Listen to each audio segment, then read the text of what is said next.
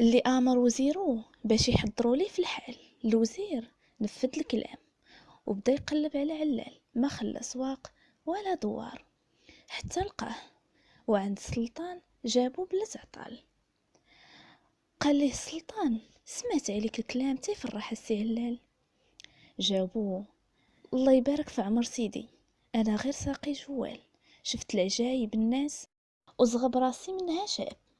قال ليه السلطان: من اليوم غادي تخدم عندي في القصر، تسقي ضيوفي وتجلس بجنبي وتحكي لي طرايف الناس وقصتهم اللي شيبوا لك الراس. جاوبوا علال: ايه نعم سيدي. وهذاك هو نهار العيد رجع علال عند مراته يبشرها بالخبر. قال ليها: الا لا ام الولاد، جانا سعدنا حتى الباب، من علينا مولانا، ومن الفقر غادي نتهناو.